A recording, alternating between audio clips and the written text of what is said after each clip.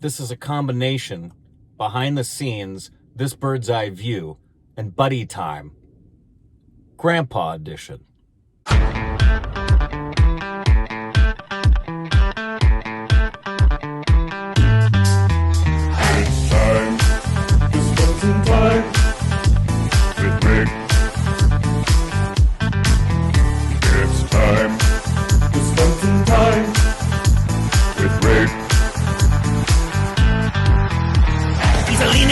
For my child star and genuine wear. Hear him sing, watch him dance, he'll put you under his spell. Behind the scenes, Uncle John or buddy time with his kids. Everybody around the world, tell what time it is. It's time, it's smoking time. It's Rick. Jump back, kiss myself. It's time, it's smoking time. With Rick. With Rick. What time is it? With Ray. What time is it? With Ray. What time is it?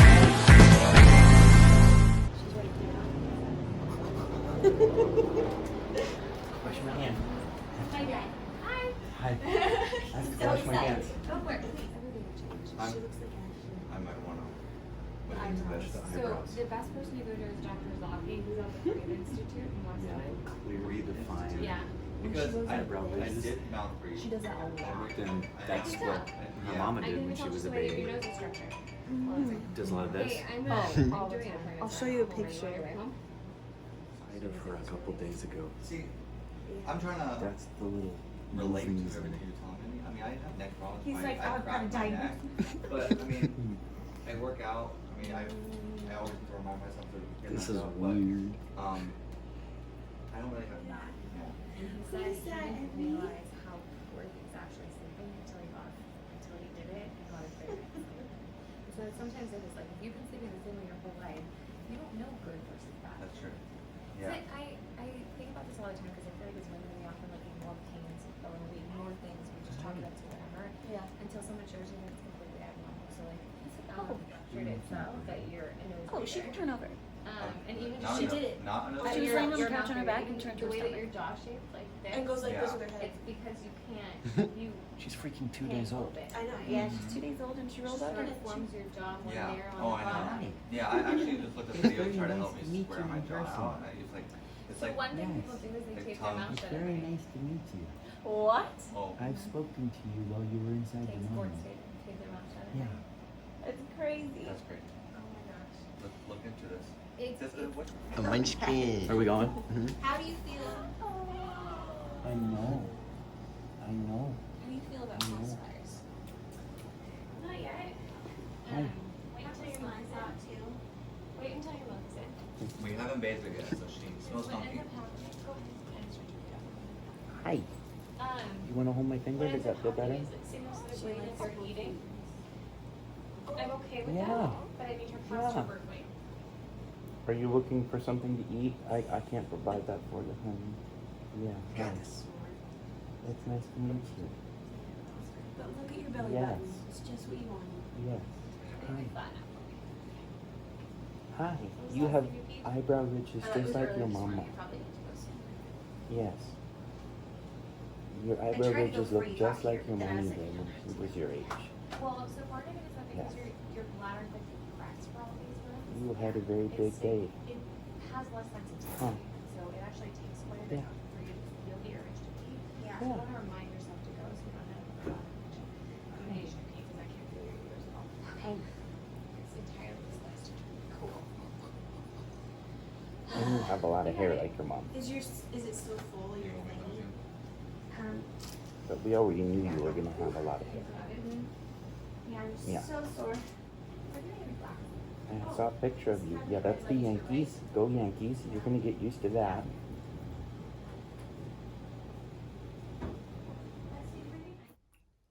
I'm a pop pop. The first thing I want to do is say thank you to all of you beautiful stupid babies and seagull babies who have expressed all of your congratulations and happiness on YouTube and Instagram and Twitter, and it's been a beautiful past couple of days. And I just wanted, for those of you who are interested, to tell you all about what happened in the process and what it's like having a granddaughter. And the process really began, obviously, when we first found out that Ashley and Harrell were having a baby. However, the actual birth process, many of you would know this by reason of the posts, but Ashley's labor, I believe, was 54 hours, something along those lines. And the actual process started for her on Saturday, July 25th. That's when I got a text from her. And she said, this might be too much information, but my mucus plug came out. If you don't know what that is and why that's significant, then just do a little research on the process of having a baby. And I was very excited for her because I knew this means we are going to begin.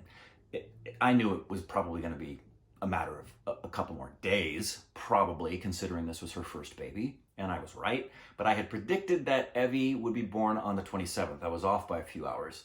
And my role in all of this was to simply go to Ashley and Harrell's place when labor was really in full swing and get Lance, because I don't know if you were aware of this, but Ashley and Harrell's intent from the get-go was to give birth at home. They had a midwife and a doula and everything set up. They had a birthing pool set up in the living room, and they were anticipating and expecting to have Evie at home.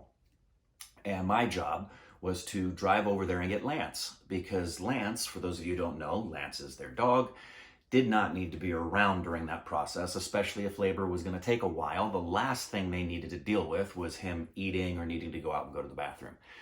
So my job was to simply go get Lance and then get him out of there. On Monday in the afternoon is when Ashley sent me a text and said, I'm pretty sure we're in full swing now, and we'll let you know when we need you to come get Lance. And it was a few hours later, it was in the evening, about 11 o'clock on Monday the 27th, where Harrell said, you can come and get Lance. So I did. I drove over there, and he came down and brought me Lance, and he was beaming. Harrell was smiling and said they were in full swing. I did not go upstairs, not because I would have done whatever Ashley needed. This entire time, I've had 5 words that I repeatedly say to her and Harrell over and over and over again about me and anyone else in their process. There's only one guiding principle for everybody around them while Ashley is having a baby. What is best for Ashley? Period. So I was available to be there or to be away. I personally was happy not to be there because even though I know the labor pains are a natural and good part of the process, I don't like hearing my children hurting. Thankfully, I didn't get to hear any of that. And I got back home and fell asleep around 12:30, 1 o'clock, and hadn't heard any new updates. And when I woke up the following morning at about 6, I had anticipated some messages, and I even anticipated being awoken in the middle of the night. And when neither of those things occurred, I was wondering what happened. So I sent a text message to Alexis, who was there, and she said that they were checking Ashley at that moment, and she was 4 centimeters. For those of you unaware of the process, she needs to be at 10 centimeters and 100% effaced. That means, well, look it up. I don't want to go into all the details right now. The process, that for me, was a little bit disappointing for Ashley's sake, because if she was in full-blown labor contractions and dealing with that, I had hoped that by morning time, not only had Abby been born, but at least we'd be closer to 10 centimeters. And long story short, what transpired was eventually her midwife recommending, wisely, that she should probably go to the hospital, because at that point on the morning of the 28th, she was having contractions every 1.5 to 2 minutes. And that meant she was only having a break of 30 seconds for hours, basically having contractions like she was in transition and having to push, but she was only at 4 centimeters. So change of plan. They went to the hospital, a really wonderful hospital, the Tarzana Medical Center. And when they got there, they gave her an epidural. And within 15 minutes of the epidural, she went from, when she arrived, she was at 5 centimeters. And by the time she had the epidural, 15 minutes later, she was at 10 centimeters. And she told me at that point, she looked at the nurses and said, am I going to get a break or do I have to push now? And they said, absolutely. We want you and Evie to rest, take a little nap. Harrell can take a little rest, and then we will go. And thankfully, everything went without a single complication of any kind. It's answered prayer. Incredibly happy. Because of COVID, no one could go to the hospital except Harrell. He could be beside her, but nobody else from the family could be at the hospital because of COVID restrictions, which actually I think was probably a blessing in disguise, because it allowed Ashley and Harrell to just focus on each other and on Evie. And then I had a beautiful surprise where I got a video call from them very shortly after Evie had been born. And it was just Harrell and Ashley talking to me, and Ashley holding Evie. And it was the first time I ever got to see Evie. Well, she sent me a photograph. She sent me this photograph after she was born. And then very shortly thereafter, she called me, and this was my expression. The moment I answered the phone, I took a screenshot. So here I am, and look at the joy on Ashley's face. And Evie's got that smile. It's just picture perfect. And sincerely, the thing for me, it was a big release at that point. Because the first and foremost thing for me was making sure that Ashley and Evie were okay. And then I'll get emotional telling you this part. But in that picture, to see my daughter's smiling face, there's only one thing I want for my kids. I want a lot of stuff for my kids, but honestly, but if there's one that's preeminent above them all, is I want them happy. I want them to be happy. To see that picture and know that she was safe and Evie was safe and she was happily holding her daughter, that's all I needed. And then I wanted to leave it up to them to determine how soon I came over. I wanted them to get home. I wanted them to settle. I knew they'd have a lot of people who were wanting to come and see Evie. And whenever I was permitted to come over and see Evie, I was going to go see Evie. And I did. And as you've seen, the moment I got to go see Evie and hold her, she was obviously adorable and really cute. But this moment, Micah took this picture and captured the very first moment I got to look into Evie's eyes, which you saw in the video. And that is, that transcended time and space. Really, really astonishing to be looking in the eyes of my daughter's daughter. And among the many blessings of this situation is the blessing of knowing being a grandpa isn't anything remotely close to what I thought it was going to be. Because for me as a little boy, and I think for most of you, the idea of a grandpa was somebody who was in the twilight of their life and was out of shape and had probably finished doing their work, and they were retired and they sat in a chair and they had a tummy and they had a lot of white hair. And that was the stereotype. And thankfully, we're living in a world and at a time and in a generation where stereotypes are being obliterated. And I remember being over at my buddy Scott's house the day after Evie had been born. And I was playing around the pool with some friends that had come over to Scott's place. And one of them was this little girl. She's this little 6-year-old girl. And I was getting in and out of the water and jumping and running. And I remember thinking to myself, I did not expect to think and feel and look the way I do right now when I became a grandpa for the first time. Because I really don't feel much different than I did when I was 16. My thinking's different because I'm a much mature and experienced human being. However, I pretty much do exactly the same stuff I did when I was 16. The way I get in and out of a pool is exactly the same. I'm blessed with great health. I've taken care of myself with exercise and diet. So my getting in and out of the pool, I don't get winded, I swim, I jump, I run. It's pretty much unhindered and very much the same as when I was 16. And most people are astonished that I have children as old as I do, let alone that one of my children has now had a child. And I love it because I think it's high time we obliterated a lot of unhealthy stereotypes about life. I don't understand them.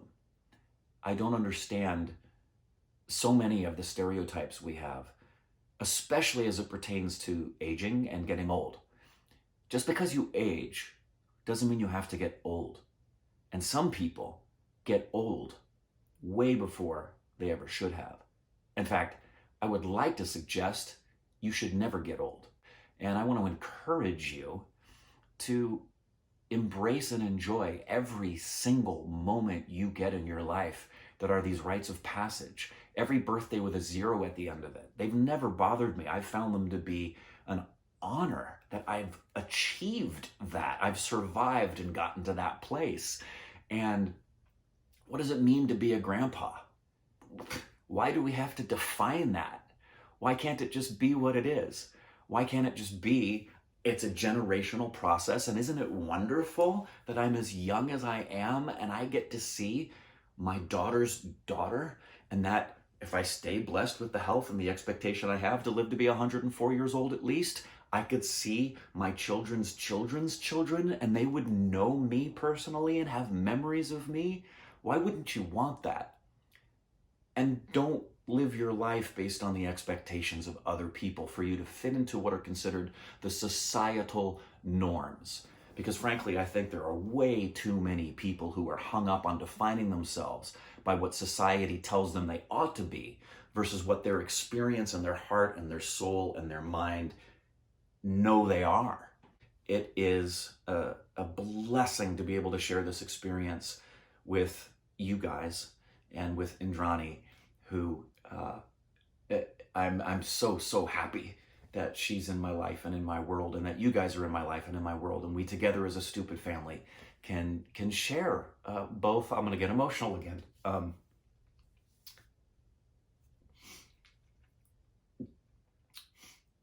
Leland and Evie, by the way, I edited it right there for a second because I had something interrupt the filming, not because I was trying to stifle emotion or anything. You guys know me. But Corbin and Stephanie got to share the entrance of Leland in the world with you guys, and I'm getting to share, and Ashley's getting to share Evie with you guys. Is a really wonderful blessing for me. I'm so thankful for the stupid family and being able to share life with you guys.